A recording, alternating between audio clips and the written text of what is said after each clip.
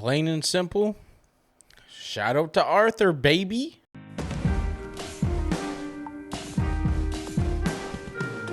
Sonic the Hedgehog 3 is directed by Jeff Fowler. He also did the first two, and it again follows Sonic doing his thing as a new foe appears. So, what did I think about it? Well, let's talk about the categories and give it a score. First, acting. Well, it seems like everyone's just having fun, right?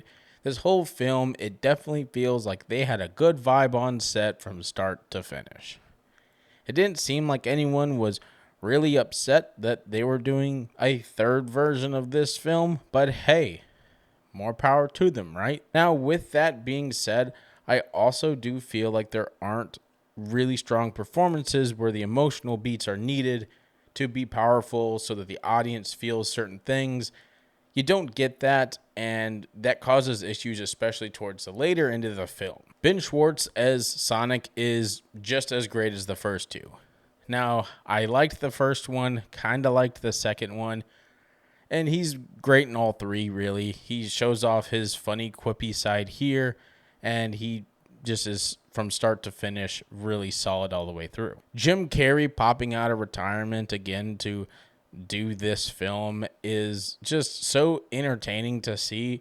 To see Jim Carrey, one of the all-time greats, do his thing, and like I said, he looks like he's having fun, so good for him. Idris Elba and Colleen O'Shaughnessy return as Knuckles and Tails, and they're great too. I mean, I had no issues with them in the second one, and I have no issues with them here. They basically play the same characters, and even though there isn't as much emotional depth or continuing character development within the characters, they are still fun, funny, and lovable. Then you have Keanu Reeves as Shadow, and, well, yeah, a guy who is John Wick seeking vengeance. He plays that just well. Now, I do feel like Keanu Reeves has a level of what he can and can't do. And at some points, I really like Shadow in this film and how Keanu presents him. At sometimes, though, I just don't. Keanu has a very kind of monotone, not overly aggressive, but also not overly soft and likable. At times, the way he speaks, and it's off-putting at times, but also inviting. So you get these mixed emotions, and it becomes confusing. But overall, he did a great job. I thought he was fine. Overall, I think there could have been a lot more depth that these characters could have conveyed, and a lot more heart that certain characters could have conveyed at certain times. So with all that being said, I'm just going to give it a half a star out of 1 within this category. Visuals. So, surprise, surprise, there's some visual moments in this film that I just love.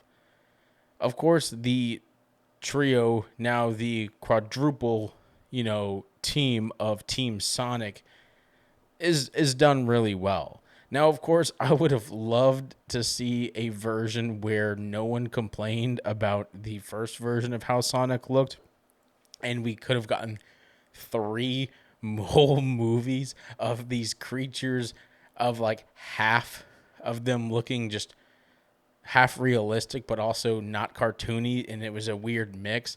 I wish we could have seen that. I still will die on the hill that it was all a marketing ploy.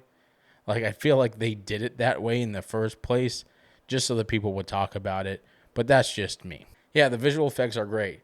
The fur textures are absolutely phenomenal. Just the eyes that they do, the little fur that they do with Sonic's and Knuckles and Tails, where you see their eyes and you can see slight, hairs peeking, on their whites of their eyes.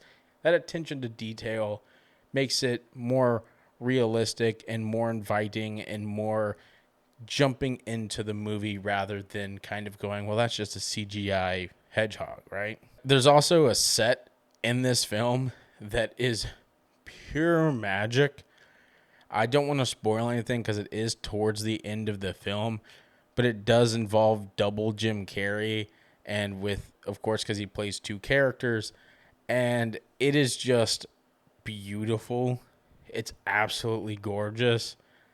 And with all that being said, I'm going to be nice, and I'm going to give it a full star within this category. Audio. So, don't have any issues with hearing any of the characters, right?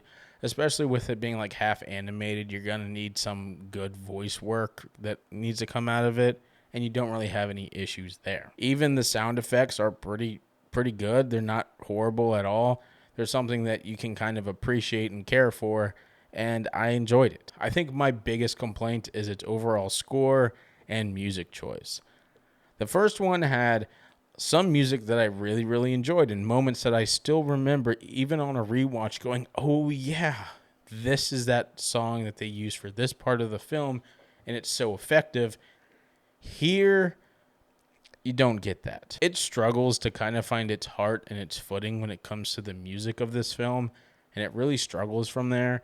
So with all that being said, I'm just honestly going to give it a half a star out of 1 within this category. Story. One of my biggest complaints with Sonic the Hedgehog 2 was its lack of complete depth with Knuckles as a character. You got some hints of what he's doing and why he's doing it, but without really visually seeing too much of it, you can't kind of cheer him on, right? Because a good villain has reasonable things that you can try to connect with of why they are doing that thing. And 2, with Knuckles, you just didn't really get it. Of course, that's also because Knuckles is played as this black and white person, and he doesn't see really much gray in the world. And I can kind of get it, but this film does such a great job with you understanding Shadow and where Shadow's coming from. His tragic backstory of why he's teaming up and why he wants to stop everyone and why he wants to do what he wants to do. It makes sense, and it's so investable and it's so interesting.